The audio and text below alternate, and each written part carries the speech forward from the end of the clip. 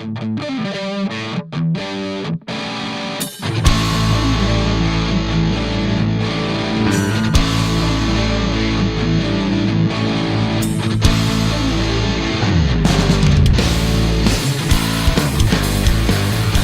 if you have an itch in your back from climbing a dying vine, then you are ready for this episode of Discography Discussion.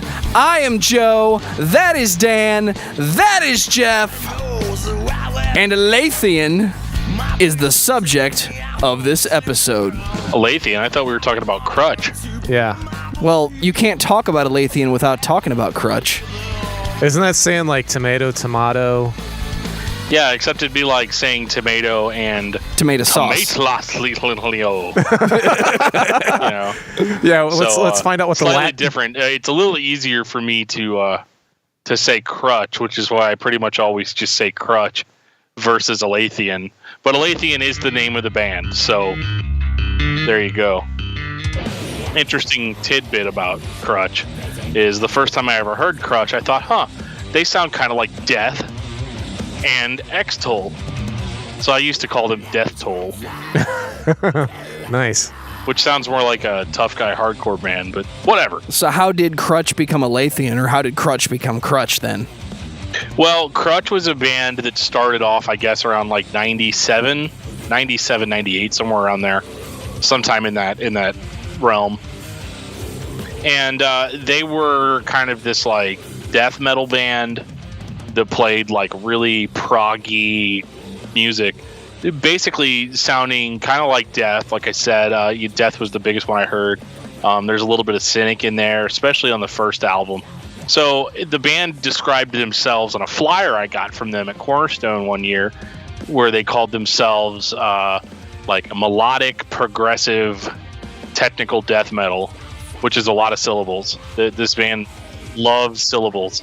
Is this the part of the conversation where I bring out the button that says up own ass? They may have been a little bit, but I think that comes with the territory, right? Well, that's that whole we are progressive metal, but we're not progressive metal like Pink Floyd. We're progressive like we're really complicated and intricate and polyrhythmic, and we're not Tool, don't worry. Right, well, and I don't think that they, when you've got to throw the word death metal on at the end of that, because you don't want Dream Theater fans tuning in and being like, oh, okay, I was expecting, balls in a vice grip singing, although we do get a little bit of that later on, don't we? Well, before we get into balls in a vice grip singing, I'm going to take this time to say thank you to everyone for listening to this podcast. Thank you for listening and for subscribing. If you are not a subscriber, you can find everything Discography Discussion at discussmetal.com. We are on Google Play, iTunes, Stitcher, TuneIn Radio, so if you have an Amazon Echo or Google Home, you have no excuse. Ask it to play the latest episode of the Discography Discussion podcast, and it will. We're also on Facebook and on Twitter at Discuss Metal. Be sure to like, favorite, and subscribe. It really helps us out. It lets us know you're listening. And now Dan is going to tell us all about 5-star reviews. 5-star reviews are the lifeblood of podcasts. If you want to get recognized as a podcast or be advertised on iTunes front page or something like that, 5-star reviews are what you need to get there. So that's kind of what we need to get there. We really appreciate all of your guys' reviews that you've given us so far. If you don't think that we deserve a 5-star review, you can definitely give us whatever kind of review you think we deserve. You can also leave us a review on Facebook now. If you go to facebook.com/discography discussion, you can now leave reviews, starred reviews, and written reviews on our Facebook page directly. And I will read those as they are received on the show. I want to give a big shout out to our new Twitter followers, and now Geoff is going to do a shout out to Patreon. Oh, you want me to say hi, Dave? Dave, you're my hero. You're my fan. I'm your biggest fan. You're my fan, too. It all works out. It's like a perfect circle. Oh, no, wait, the wrong episode for that. We're talking about that next month, right? I don't think that's going to be an episode that we do. Over my dead body. So, what have you been listening to this week, Geoff, on your downtime? Oh, on my downtime? Oh, God. Dan, did you listen to what I sent you? I usually, when you send me a recommendation, I just hit delete, but... the Ethel Duath? Oh, no, I haven't gotten around to that yet, man. I've had some shit going on. Really? We didn't know. So now that I'm done kissing Dan's ass, hopefully he'll go listen to it. But that's actually... So that's what I've been listening to, man. It's some of the craziest shit. I guess that's pretty crazy coming from me. It's metal, but it's like jazz-infused metal. Oh, so it's Between the Buried and Me. Done before. Yeah, there's like... this is an old album. And there's like trumpets and all kinds of weird shit on it. Done before. Yeah, I know, but they do a fantastic job. Come on, I'll guys. listen to it as long as we can move on. Dan, tell me about Crutch. Well, Crutch is a band that I started listening to probably around, like 02, 03, something like that. A little bit after they were kind of already an established thing. There was a buddy of mine that I used to talk to on AOL Instant Messenger named Matt, and he was a really big fan of these guys. He was from their local area, which they're originally from Lebanon, Pennsylvania, and so he was a huge fan, like a super fan. And I remember, because I used to be kind of more on the hardcore side of things, so I would show him hardcore bands like Norma Jean and stuff like that. And he got into that. Then he would turn around and he would show me like death metal bands. And so one of the first bands that he told me about, he's like, dude, you got to check out this band called Crutch. They're like death. They're like cynic. They're like extol. And, at the time I didn't really know what a lot of those terms meant because I didn't bloom in metal for a little while, And so basically when I heard it, my mind was kind of blown because like I'd heard death metal before that, at least a little bit, but it was like really different in the sense that it was very melodic in places, and the music sounded to my ears like impossible to play. Like the drums were just insane, like for that time, and it wasn't just like straight like blast beat, like straight double bass, straight blast beat. There was plenty of that, but there was a lot of groove, and the guitar was just mind blowing, just alternating leads, crazy solos, really cool sounding melodic stuff, but not like I'm gonna bust an acoustic guitar out, kids, and play it for you. Like it was just like serious. It never, at least especially on the first album, never really slowed the momentum of the music. And so I became a really big fan of that band, even though I did obtain their first album through less than admirable means. So why did they become Aletheian then? Well, I don't know the exact reason for that. We'd have to ask Travis on that. I don't remember the exact reason. I think he said something about copyright, but I could be wrong about that. He actually went into a little bit of detail if we go back to the Death episode that he was on with us. Let's listen to that again. Yeah, I think he actually did. I can't remember exactly what it was, but I'm pretty sure that we approached that subject with him, and he actually gave us an answer. That's a shout out to the previously published Death episode with Travis Turner. Go check that out. Really cool. Have a link to that in the show notes. In case you didn't know, Travis Turner was the drummer for Crutch during this album and the next. Really good friend of the show. Hello, Travis. I know you're listening, buddy. In addition to Travis, we had other members of the band. We had lead singer was Joel Thorpe, guitar player Alex Kennis, and second guitar player Donnie Swigert.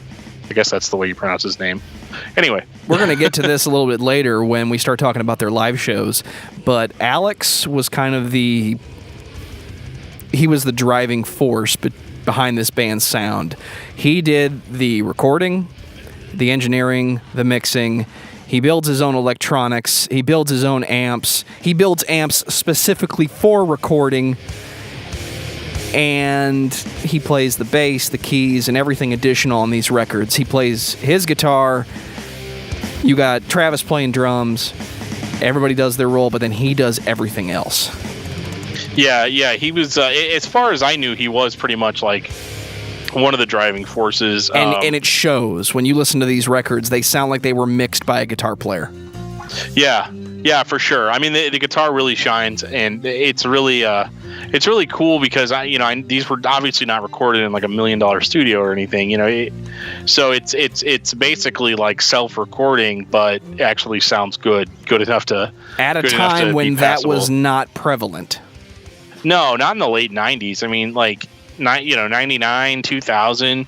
what you had back then is you had like really bad real recordings, or you had really shitty digital, and neither were really preferable. You just kind of had to know what you were doing when you were recording stuff. Yeah, I remember my old DATs. Those were fun. I still got that reel-to-reel in the closet, man. I love it. Yeah, it's the only way to fly, man. No, I will say this about Alex. Love the vibrato, man. I love his vibrato. He rides the right hand. Dude, it's unbelievable. I mean, I know it's like underlying on pretty much everything, but man, yeah, it's definitely down in the mix. Yeah, it's way down in the mix, but every time I hear it, I just kind of smile. I'm like, dude, I was like, that needs to be cranked up a little bit. I was like, I'm thinking like straight up prog and power metal vocalists like hiding. Yeah. Well, I'm going to do my best for this episode not to criticize the mix, because a lot of the complaints that I have are with the way these were mixed. Okay. And I have to give a disclaimer on that. Alex did the mixing. He did the mastering. He's an audio junkie. He is a gearhead's gearhead. He's one of those guys. He might even be in the same realm as Les Paul as far as his mental capacity or the way he's approaching these from a technical perspective. And that's cool. You need a moment alone with Alex, Joe? I do, actually. I'd love to hang out with him in his vocal booth. It's in a closet. I'm inspired. Anyway. Okay. Wow. I wonder when I listen to these, and this is something that Dan told me a long time ago about Aletheian performing live without a bass player. And the reason was, we don't need a bass player. I will always argue, till the end of time, yes, you do. It's not just the notes that they play, it's the frequency that they occupy. And these records, all three, although they are not the same, you can tell a guitarist had his hands on the board. Guitars are prevalent in the mids where they belong. Again, technically, that is where they belong. The drums, especially on Hope Prevails, and for the audience that doesn't know, we will use Crutch and Aletheian interchangeably throughout this episode because to us it's the same band. The vocals, although they are harsh, are right up front. I don't hear the bass. I don't hear the backup singing.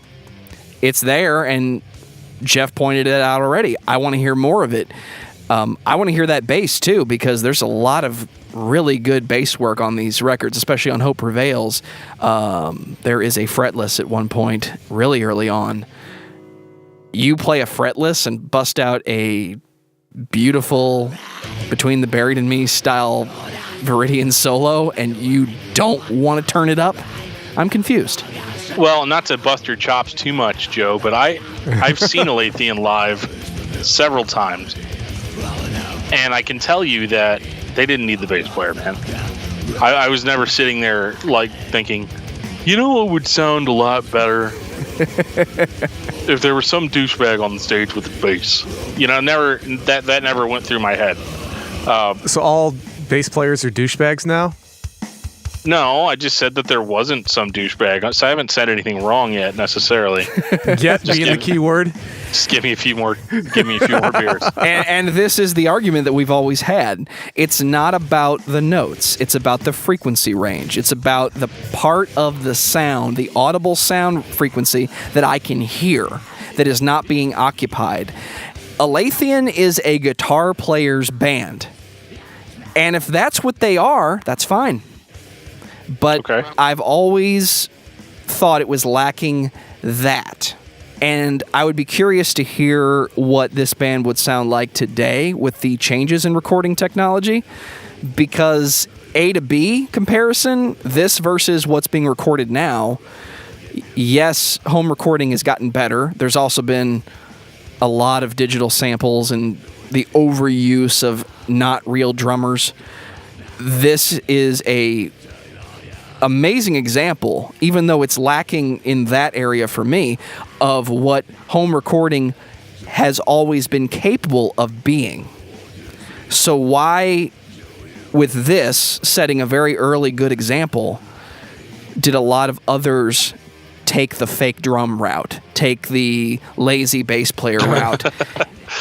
Well, I mean, I don't know about you, but like I don't go to a live show with a pair of headphones on. Like, I don't know, maybe I'm just not smart enough to get what you're saying, but like, when I'm at a live show, I'm not sitting there thinking like, man, the frequency in which it seems to be missing that the bass player is supposed to occupy. Like, I don't know, it just doesn't, that didn't translate with me, you know. I was so distracted by how all of the band members wore matching clothes and did windmill hair while they were playing these ridiculous guitar parts. And they just had this showmanship about them that was like, check us out, we're a big deal. We're not up our own ass, but we're a big deal. We're not the metalcore bands that are playing every other stage right now. We are something different, something that Cornerstone really was lacking during that, you know, between 2002 and 2005. You know, like, it was all metalcore then, and you know, to see a band like Aletheian play was really an experience. And actually, the first time I saw them was I was just sitting there at Cornerstone going through some CDs. I just bought some CDs at the merch tent, and like 10 or 15 CDs. I'm looking through the lyric books, and suddenly I hear the song "A Break in the Clouds" start playing. Like, not like it had to have been less than 50 feet away from me. You know, like I knew this song, and I was like, holy shit, that's Crutch, you know. And so I got up and started running. Left the CDs there, like, out. Like, near my tent, just laying out on the ground that I just bought from the merch booth, and just ran to find the band, and ended up spending the rest of my money on their stuff. It was a really good experience, man. And I think before I was really into them, and I was blown away by Hope Prevails, you know, the version of it that I had. But whenever I actually saw the band live and it was real, like that's whenever I became like just like a diehard, you know. Well, let's go ahead and talk about Hope Prevails then. Real quick. I think back on what Joe was saying, I'm gonna kind of get where he's at. It's what's at the front is very forward and very bright on the first album, and it's very, very apparent, and it's almost harsh. I don't know if maybe that's what Joe was trying to get at. We'll get back into it. I promise. But for you, Dan, I mean, for you was the atmosphere. I mean, you went to the show, and you got an exposure, you know, to the emotion of it. I didn't get that exposure with this band. I don't know if Joe's ever seen them live. Only on DVD. Okay, well, that doesn't count because you're not actually there. You're not feeling the adrenaline of, you know, hundreds of or thousands of other people. That's right. Going crazy with you. I've got it, Geoff, if you want to watch it sometime. Yeah, I will. But I'm just saying that when you're there in the moment, it changes how you think of a band. And you're 100% correct. I hate rap, but I will go to a live show. I don't care if they're rapping. I'm there. I'm in it. The live experience is the most important part of music, is to actually go see the band. But when I'm listening to these albums, it's missing something. And again, I'm trying not to criticize the recordings themselves. And actually, this is my first point about Hope Prevails. I'm skeptical of the CD quality versus the streaming quality because I don't have the disc. My only source for this band was Google Music. And my first question to Geoff, who has been listening to Hope Prevails for years, and Dan, who is a super fan of Crutch, is the streaming music the same as what you have from over 20 years ago, or nearly 20 years ago? Well, it's not the same, but it's not because of what you're describing. There's two versions of this, as far as I know, of Hope Prevails. There is. I think it's only two. There's the one that I got from my friend, the MP3s, years and years ago. And whenever I saw the band at Cornerstone, I did pick up a copy of it. But the copy of it that I got at Cornerstone was, it said, you know, Aletheian, because they were Aletheian then. It said Aletheian, formerly known as Crutch, and it was released under Hope Prevails Productions, which I think was the band's own kind of label. Because they self-produced everything, right? Yeah, at that time, yes. And but I remember listening to it and noticing that there were like some subtle differences between the two. Just little stuff like vocals sounded a little different, like the pronunciation sounded a little different, and it seemed like the production on the vocals. And I like Joel as a vocalist. Like I like the way his voice sounds. But what I don't like necessarily is how the vocals are mixed, because it kind of like it's a little airy, like almost a little too low in the mix. And I think for good death metal vocals, you want them to kind of have a punch, and I don't feel like they punched as much as they could have on Hope Prevails. And back in the day I didn't care, because I wasn't thinking about like vocal mixing and stuff like that. I just enjoyed the freaking record, and that's how I feel about it now. But if I have to be critical, because that's what we do, I would say that the vocals don't really punch like they almost punched more in the original versions that I had than they did on the CD version, which is funny because my original MP3s were probably significantly lower quality. I mean, I think this was like the very beginning of high speed, so I mean it took me some time to even get those files, so they had to have been smaller in file size. And so when I heard it on the CD, I just thought, well, maybe the CD just sounds better. But the more I listened to it, the more I was like, no, there's definitely different vocal takes being used, or something has been changed from the original release. And I realize you guys probably don't know that, but it's just something I noticed. I wonder if that's true for anything else, because these are my favorite drum sounds, is this album right here. The drums are up front. They are full. You can tell somebody is actually playing. I get the same feeling listening to these as I do the self-titled Between the Buried and Me. Yes, the later albums sounded better, but this one sounds like microphones in front of a kit. Thank you. Yeah, this one's really good. I mean, this is probably my favorite album by them, just because the first time's always your favorite. Right. I think some of the stuff that was on Dying Vine is better, but like this record, just because I know all the songs, I know the words, I can sing along, like it really is. I mean, for a debut record from a band that nobody'd heard of at that point, it just reeks of quality, technicality, heaviness. I mean, it was the whole deal, all the way back then. And actually got me into a lot of the technical death metal that I like now. It's still techie death metal is still my go-to style of music, and that's largely because of this. Wow. What did you think, Geoff? You gonna shit all over it now? No, I had fun with it. The only thing for me is like I said, I wish that I could get a little more oomph out of the clean vocals, and I don't think there were any clean vocals on Hope Prevails. A little bit in the back. Yeah, there's a little bit in the background. Is there? Yeah. Not even aware of that. A little bit of unison. Yeah, okay. But yeah, that's probably part of it. Get my ears checked. Or maybe my brain checked. That's possible too. I think that's the more likely. Are you sure you didn't just insert them mentally in there? Because like, it probably was with me singing along. I was gonna say, because I don't remember there being any clean singing on that album. I can't do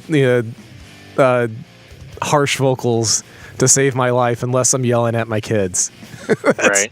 That's the only time I can do it. So yeah, it's yeah, exactly.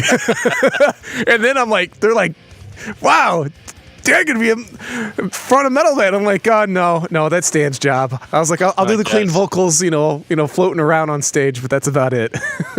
Gotcha. Yeah. So what did you think of Hope Prevails? I dug it. I mean, for me, it was fun.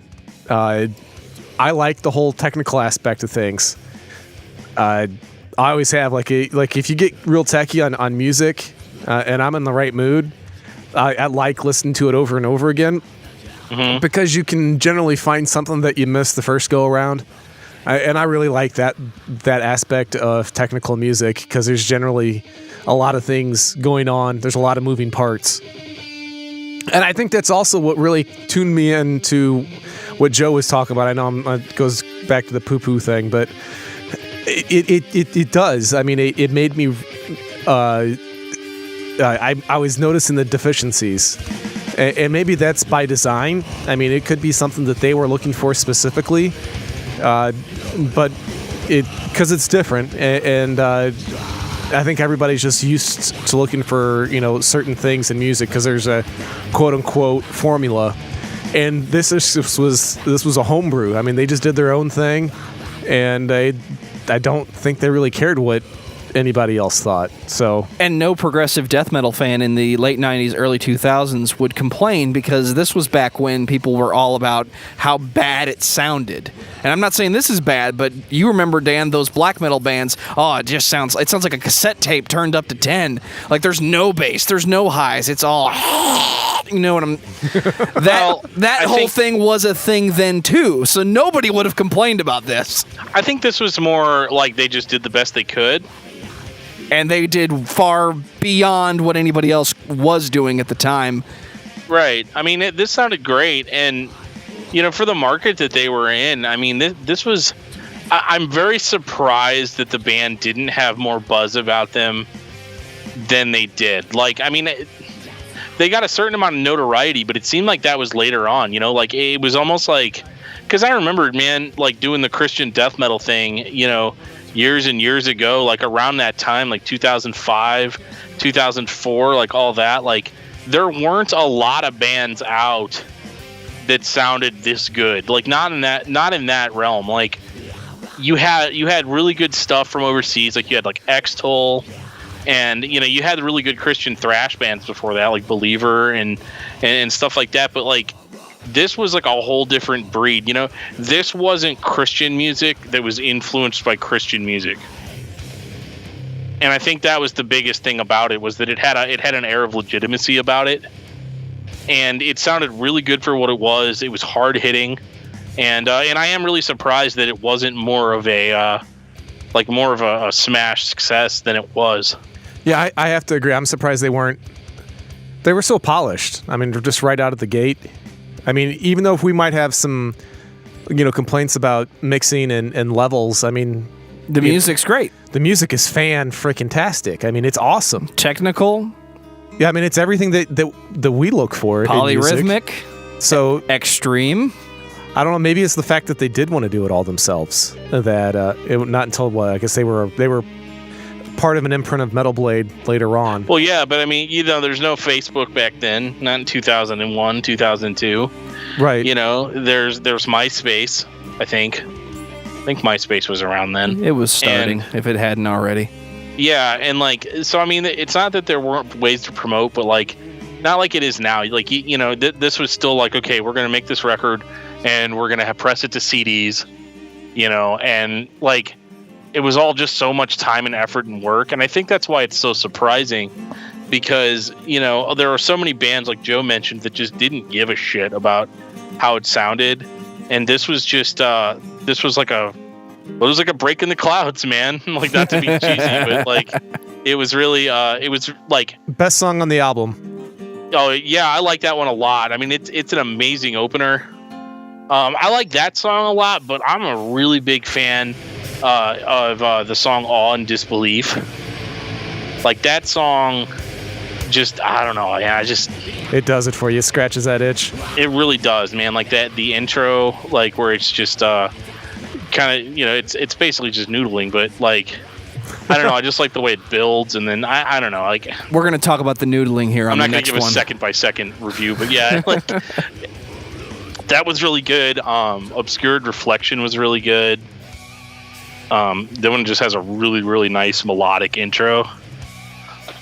And one thing that I will give it for being a death metal record is that it really does sound hopeful.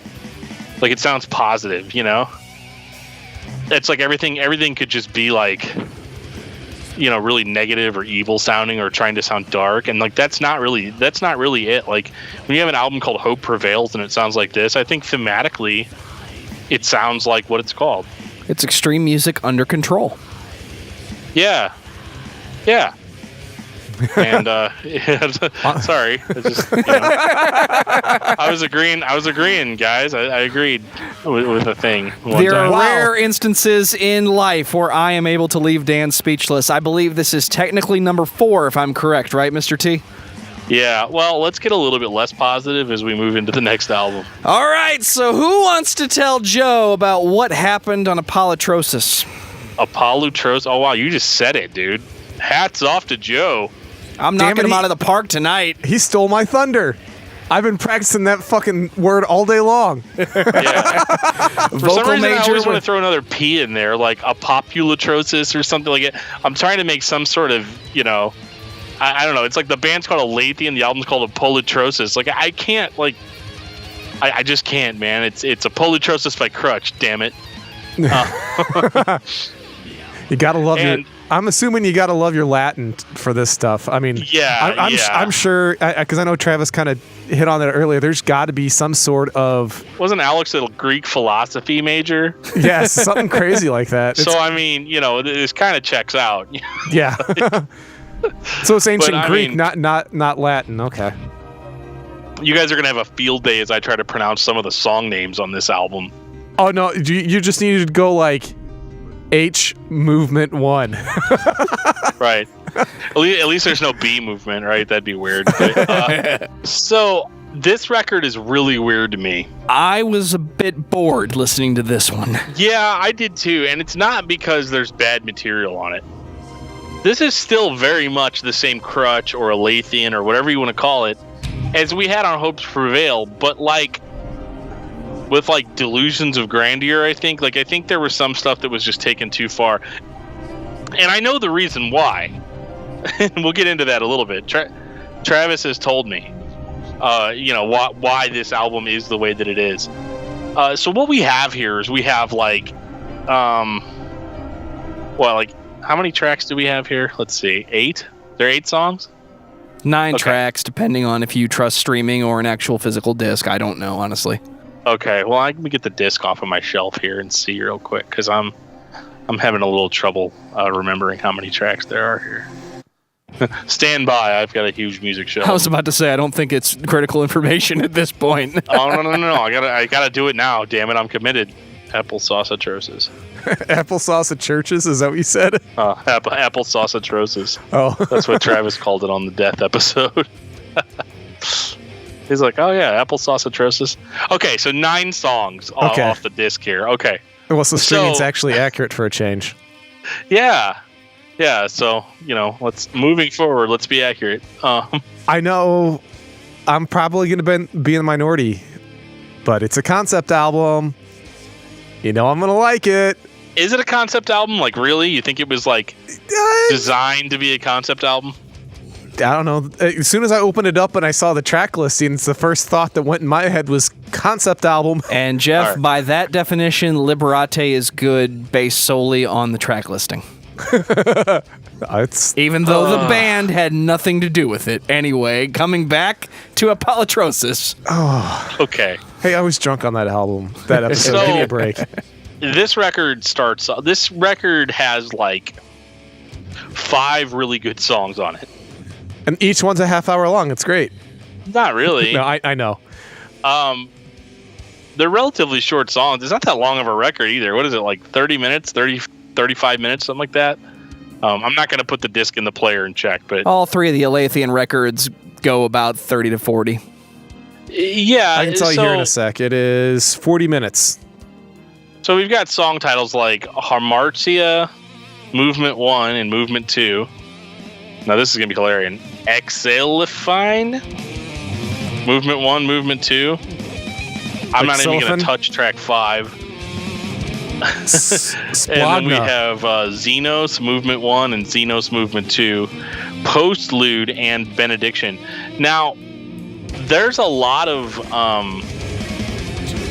what's the word? For the most part, like a song like Hamartia Movement 2, that song's awesome.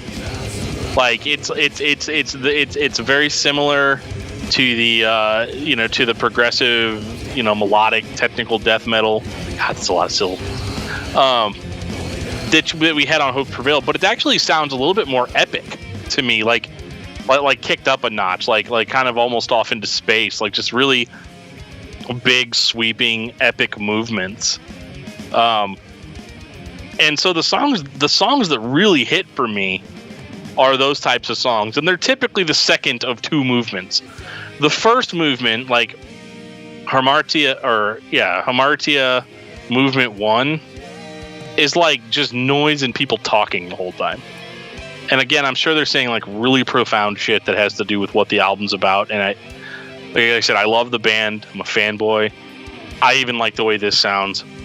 But it does kind of come across as, yeah, we just threw this on here. Ladies and gentlemen, the Wank Fest begins. Yeah, a little bit. I think they were showing off what they had. I mean, they grew between albums. I'm not going to say that anybody on this record doesn't sound on point. You know, like Travis sounds on point. His drumming might actually be more challenging than it was on Hope Prevails. And again, any of these statements that I make, I'm sure I'll be corrected on. But it's one of those things where the songs that really hit for me is Hamartia Movement 2 and Exalephein Movement II. Those songs kick ass. And they promise something, like they promise a sound that I don't really get throughout the rest of the record. Like, I've got those two songs and they're everything that I want them to be.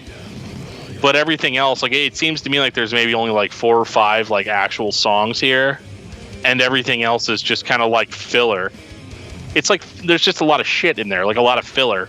And like, it's not shit, like it sounds good, but like I want to hear more like techie, proggy death metal, and I don't get that through a good majority of the record.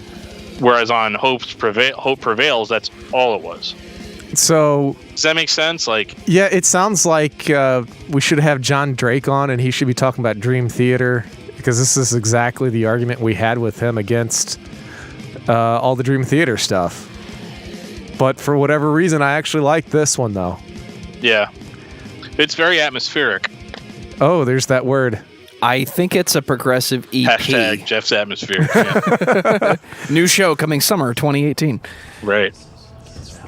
I feel like it's an EP with intros. It is. And I think that's why I'm bored. There's not enough substance for me. And we're being a little facetious here because, like, Travis has told us, like what happened with this album. And essentially, this is the condensed version of it that I know, that he's told us, that he told us on our Death episode, that record was basically an EP. Which is what it sounds like, because the songs that I keep saying are really great, you know, makes sense if there was only like 3 or 4 of them, you know, or 5 or whatever, for an EP. But the band was being looked at by Century Media at the time, which, I mean, Century Media in the early 2000s, no joke. I mean, it's still no joke, you know. I mean, I'd be ribbed out if Century Media was interested in something I was doing, you know. So basically they needed a full length, or the label wouldn't even, really consider them as a band. So basically they just kind of added to what they had, and we ended up with this album. You know, it is a full length. I still listen to it from beginning to end. And like, I keep saying that, like, oh, there's all this shit in there and blah, blah, blah, blah. And from a critical standpoint, like, the story that Travis told me about the record, like, definitely checks out. You know what I mean? Like, that definitely, when you're listening to it, knowing that going in, you can definitely hear it. However, whenever I first heard it back in the day, I didn't really have that issue with it. I thought it just didn't have as many cool songs on it as the other album did. Sorry to chug some water there. I was gonna say, did we lose you? No, good. I just, just took my breath away, man. You know, but yeah, this record has a few additions. I think that the songs are more melodic than they were on Hope Prevails. I mean, Hope Prevails is an extremely melodic record, but Apollotrosis by Aletheian is it has more progressive elements to it. Like I said before, the songs sound bigger. The recording, to me, sounds better than what we'd had on Hope Prevails. And there actually is clean singing that I heard on this one, and it's really fucking good. Like, surprisingly so, to the point where I'm like, wait a minute, Like, did they get a new member? No, that's Alex. Welcome to Alex is in control because he layers it on. It sounds good too, and it's not too much. You know, there's some bands that do the sing scream thing, but that's not what this is. This isn't like heavy, heavy, heavy, heavy, heavy, and then here's this melodic chorus. You know what I mean? This is not. This is a lot more ADD than that. This is extreme metal orchestration. This is we're going to add more layers to what we're already doing. Right. So I think that was a really good addition to the band, and I like it. But I don't like that the drums took a back seat on this one. The drums do sound a little bit more in the background. Hope Prevails is a far more satisfying record just from listening to the musicians play. I love the way it sounds, but yeah, like I wish, more Travis all the time, That's what we want here on Discography Discussion. So, he really sounded good here. Like I said, it's almost like I feel like the songs might have been a little bit more challenging, a little bit harder to pull off, but I mean, he pulls them off. I mean, goddamn. As much as he wants to say that, he's a pretty good drummer, he's more than a pretty good drummer, man. He's definitely the real deal. And I feel like could stand up to a lot of more popular techie metal drummers. And now it's time to talk about Dying Vine, which is their best album in my opinion. Ooh, Dan, I'm sorry, but as the fall breaks, it opened the show and it's opening up the discussion on this album. Tell me about Dying Vine. So Dying Vine was released in 2005. And this was their new release whenever I had actually first seen them. They already had the first two albums out, I think, by the time I saw them. Or maybe, no, I feel like Dying Vine came a couple years later. It's so hard for me to remember stuff that happened 12, 13 years ago. So Dying Vine was, so they had a new drummer on this record, and his name was Joe Walmer. I want to make sure I pronounce that right. Joe Walmer, and he, kick-ass drummer. You always worry whenever a band like this loses a member or changes a member, because, this guy Joe is just completely on point, man. He fits.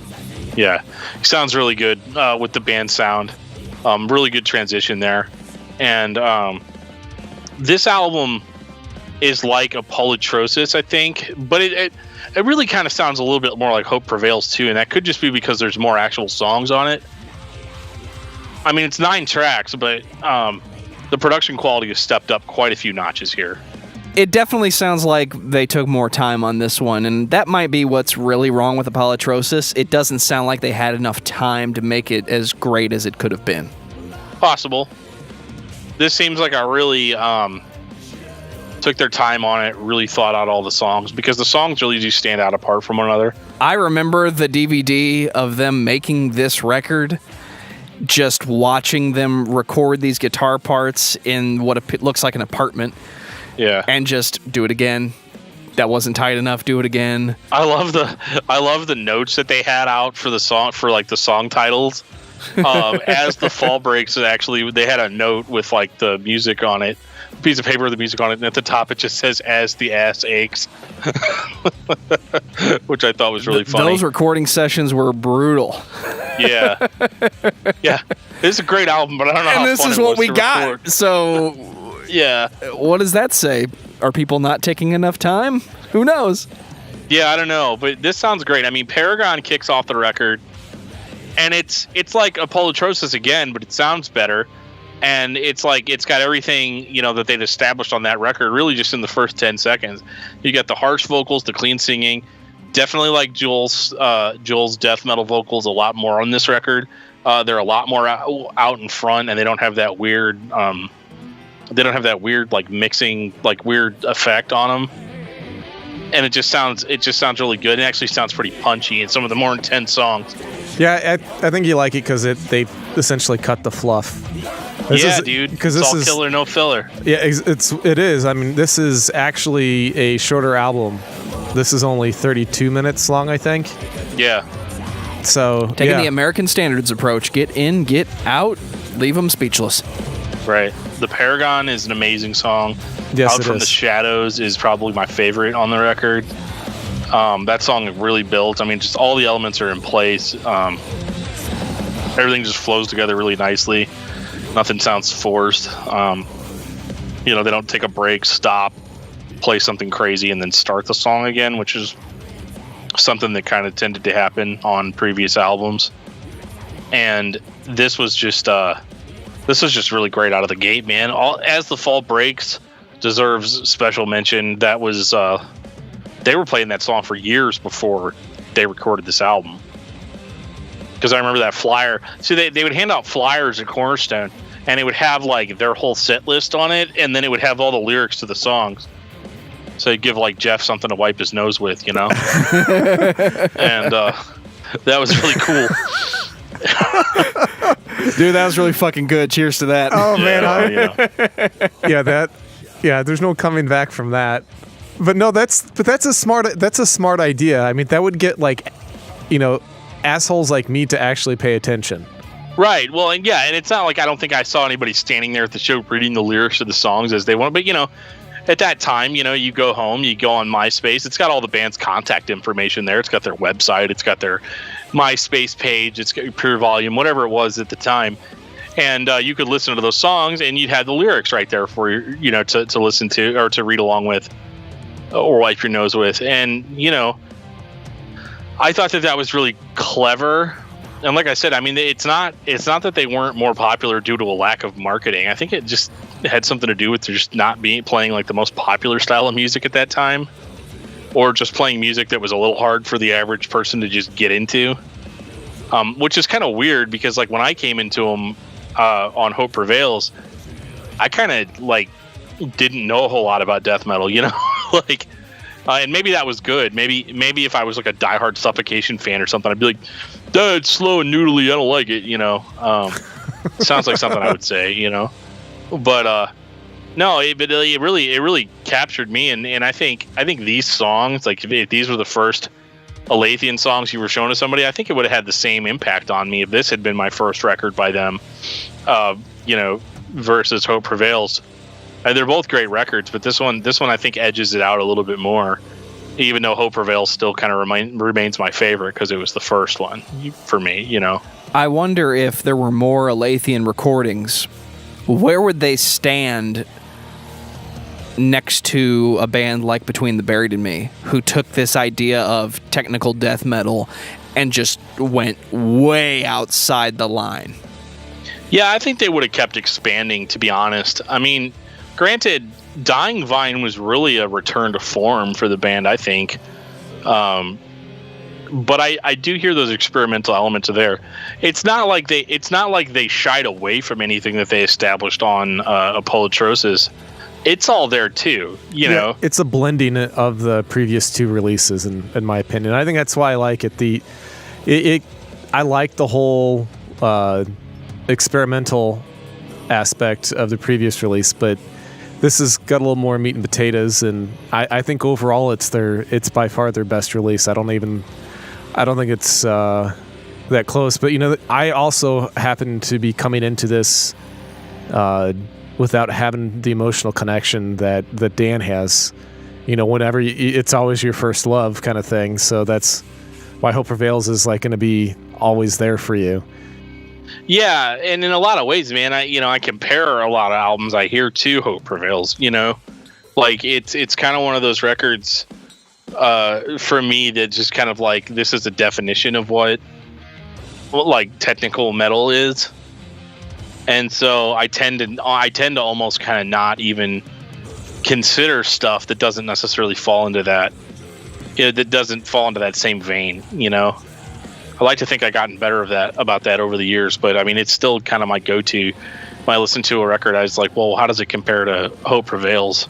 Or how does it compare to Dying Vine, Yeah, you got to have a barometer of some sort. I mean, I like whenever I do like, technical stuff, I always go to like the Contortionist. So I always compare it, especially like off of Exoplanet and stuff like that. I really, that's kind of like the litmus test for me.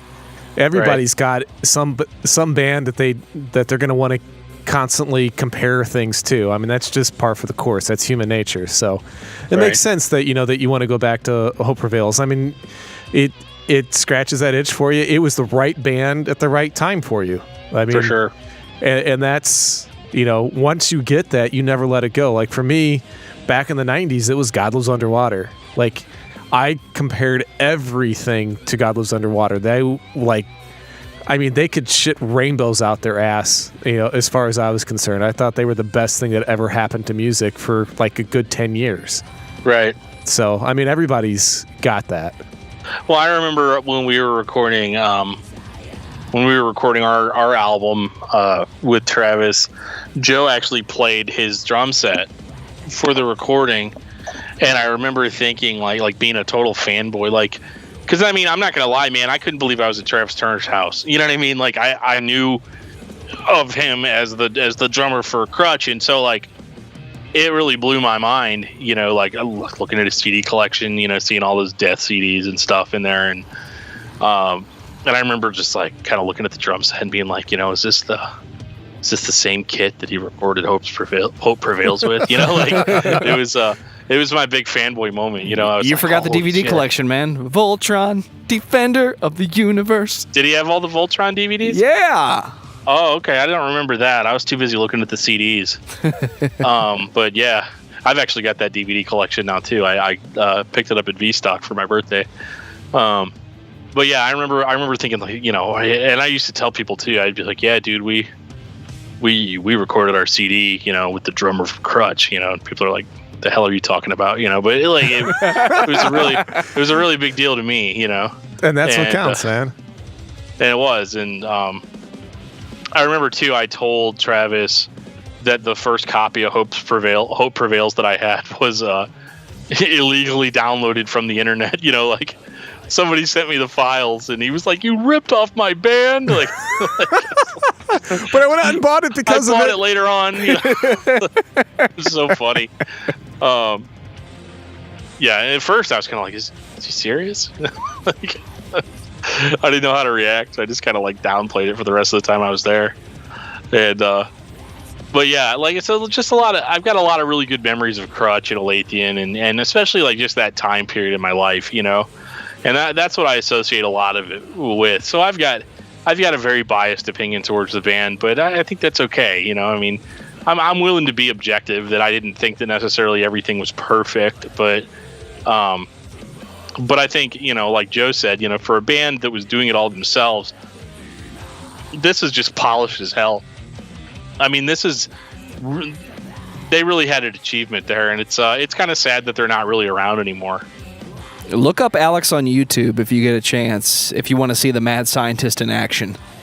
Well, Alex also, he went on and played guitar and Becoming the Archetype after Aletheian, like he didn't he have some, and that was really vocals cool. In there he too? did their Physics of Fire album with them, and he sings on that too. So yeah. You get everything you'd expect out of him, and that was a cool record. I really liked that. And then him and Travis got together a few years later with Jason Wisdom, and they recorded a project called Solomers. Again, I don't understand why it can't just be called something easy, but whatever. But yeah, they recorded a project called Solomers. The album was called Depravity's Demise. So Travis played drums on that, and Alex played guitar. And as far as I know, did pretty much everything, with him. And then Jason Wisdom did the screaming vocals on that, and that was a really cool record. Although it wasn't like techie like Aletheian. It was a little bit more straightforward, but like still really good. Like definitely good song, or good, really good car music. All right, so Geoff, final Yes. thoughts on Aletheian. I wasn't done, man. Travis did a bunch of other stuff too. Oh shit, Dan's still going. Yep. Pretend like nothing Yeah. happened. So Travis, I only had one more band to mention, but Travis also played drums in a band called Unteachers, and they are actually still around. Travis doesn't play for them anymore, but Unteachers is an amazing band, and To add them to the list. Definitely check them out. Really cool stuff. And then obviously, as we all know, Travis went on to start the As the Story Grows podcast, which is a podcast that I'm a huge fan of. And, you know, the rest is history, man. Like, it's, it definitely, I was really excited that we got to talk about them this week, because I just, it just always has so much to say. I mean, I could talk about this band forever, but I know you guys wouldn't want that. So, Joe, I will finish. That's all I got for today. All right, Geoff, final thoughts on Aletheian. I had fun with it. Really did. I thoroughly enjoyed it from start to finish, and that's not always the case. I generally am one that's a little bit on the critical side. I may not be quite the raging lunatic that Dan can be when he dislikes something, but I normally am the one that just bitches and complains the most. And I don't really have any complaints, other than, you know, there's some mixing and level issues on the first album, Hope Prevails. That's about the only thing that I really... If that's the only thing I can bitch about on your album, you're doing pretty fucking good. So, these are 3 solid albums. It's like Dan said, it's a shame that they didn't get to get a little more notoriety, because I think that they deserve it. I think they're really, really good. Dan, what about you? Kind of like what Geoff said. It sucks that they're not still around. Would really love to see where they would have gone. You know, I think they had so much potential. They had a really cool thing going on, and but you know, I kind of understand it as well, that, you know, maybe you toil and toil and toil for years, and you don't see enough, you know, profit from it, or see enough, not necessarily profit like about money, but just you don't necessarily get a good payoff for that hard work. And you know, and life happens. I think that's a pretty critical factor in why a lot of bands disappear, is because life catches up with them, you know, and they just have other priorities and other things. So I think it's really cool, though, that the other members of the band have done other things, and you know, hopefully we'll hear more of that in the future. That's all I got. I think the day-to-day, run-of-the-mill progressive death metal fan needs to listen to Aletheian and find out how many of their favorite bands were influenced by Aletheian, or that Aletheian was around at the same time. I don't know of any one particular band that came right out and said, oh yeah, everything we do today we did because of Aletheian. But I think just like you can start with the basics in any field that you study, I think home recording engineers and even guitarists that just want to make their own music should sit down and really listen to Aletheian and just process the idea that this was done by one guy, the recording, I mean, and it came out this solid, this clean, this melodic, this atmospheric, and had little to no reverb. When I think of bands that don't have reverb, I think of Cake. That's it. Everybody else uses something to kind of enhance the atmosphere of their record. These albums are heavy, melodic, and they are under control. There are very few bands that are heavy, melodic, and under control. Check out Aletheian. Dan, what's your album of the week? Well, I've been really stuck on this Not Beneath album called Memento Mori, and it's amazing. Can't get enough of it. And we might be talking to those guys soon, so check it out. Geoff, what about you? All right. It's what I wanted to listen to tonight as well. I mean, I'm not complaining about this, but I lost out to the masses that would be Dan and Joe. I want to do Uneven Structure episode at some point. Partition was what I was listening to. I love that band. So everybody needs to go out and check out Uneven Structure. Absolutely. I mean, it's plain as day. And there might be a reason why I like that. We have another episode coming up that might have a little influence on Uneven Structure. And by little, I mean a whole hell of a whole lot. There you go. And on that note, this has been episode 49 of Discography Discussion. Thank you for listening. You can like us on Facebook and follow us on Twitter at Discuss Metal. Subscribe to our podcast everywhere you listen to podcasts, including Google Play, iTunes, and Stitcher. Visit discussmetal.com for all things discography discussion, and please send questions and comments to danandjoeshow@gmail.com. If you are not a patron, you can become one at patreon.com/discussmetal. We have some sweet perks.